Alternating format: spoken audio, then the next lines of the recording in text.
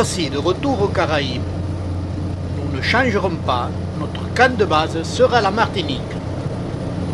Avec ces quelques images, je vous fais revivre les instants qui ont illustré notre vidéo précédente.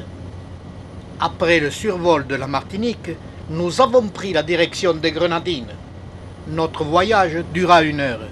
Nous avons survolé l'île Sainte-Lucie, puis l'île Saint-Vincent, puis, au loin, ce sont le groupe des îles qui forment les Grenadines.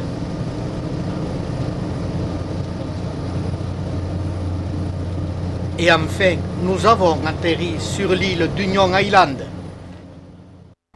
Sur la vidéo précédente, je vous avais fait admirer toutes les formes du Melocactus Broadway.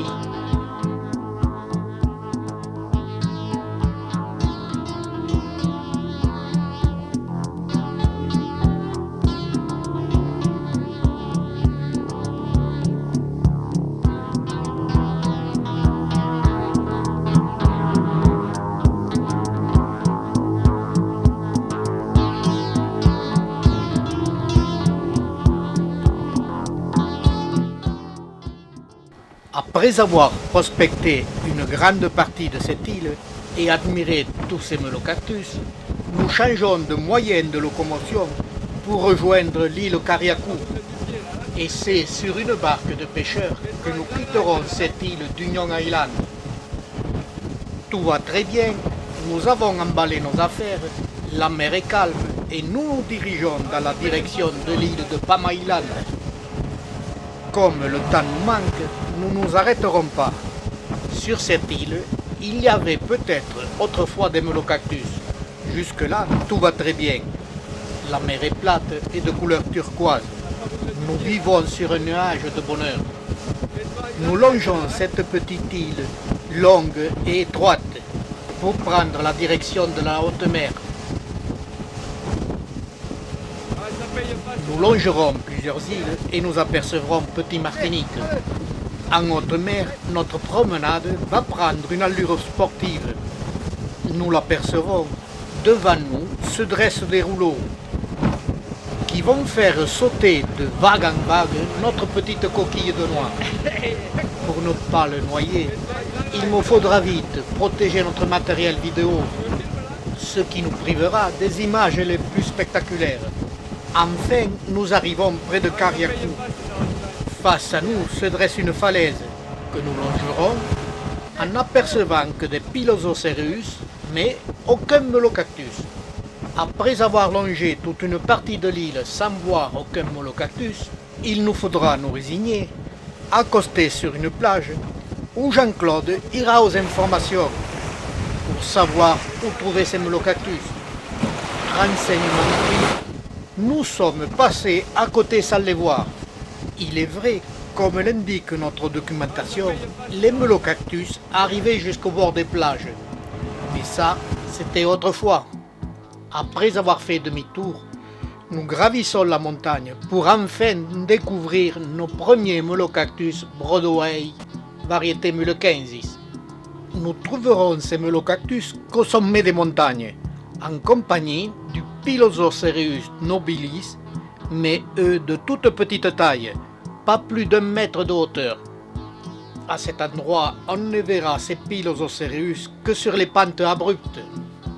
Dans le secteur que nous avons visité, premier constat que nous avons fait, l'ensemble des melocactus sont de forme régulière. On trouve aussi un grand nombre de jeunes sujets. Ce qu'il y a de plus régulier, c'est la constance dans la couleur des aiguillons. Les jeunes sujets ont tous la même couleur des aiguillons. Alors que sur l'île d'Union Island, les melocactus Broadway avaient des aiguillons de différentes couleurs. Ils étaient aussi différents par la longueur des aiguillons, l'écartement des aréoles et leur nombre. Sur cette île de Carriacou, du moins dans ce secteur que nous visitons, les melocactus sont presque tous identiques, par la forme, la longueur et la couleur des aiguillons. Je viens de vous montrer les formes extrêmes. Comme sur l'île d'Union Island, nous trouvons des melocactus couchés, mais en nombre moins important. Voici le sujet le plus grand que nous avons vu. Et comme d'habitude, nous faisons le relevé de ces dimensions.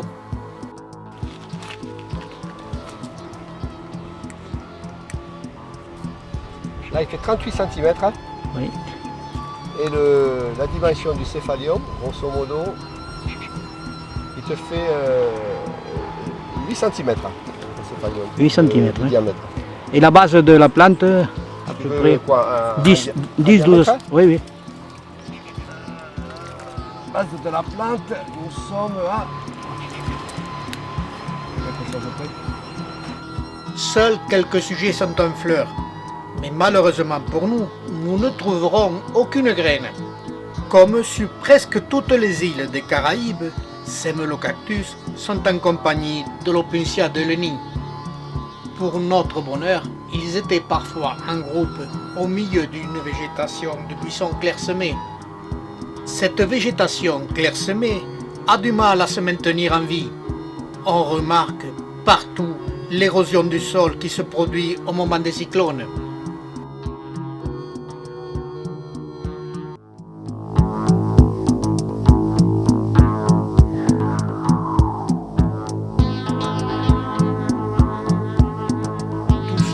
Délicatement, j'ai aussi contrôlé la stabilité de la plante. Elle était chancelante.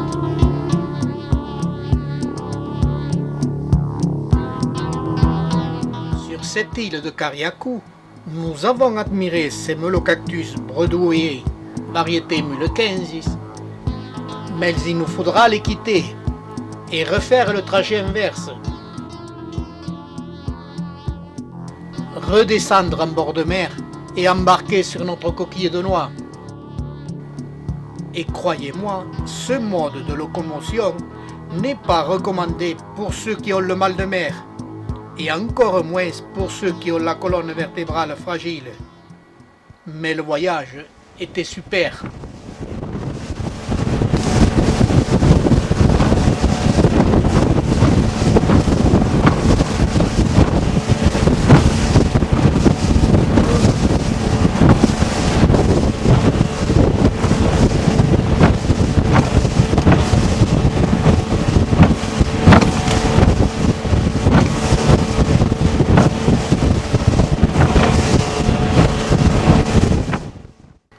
De retour sur l'île d'Union Island, nous reprendrons l'avion pour la Martinique.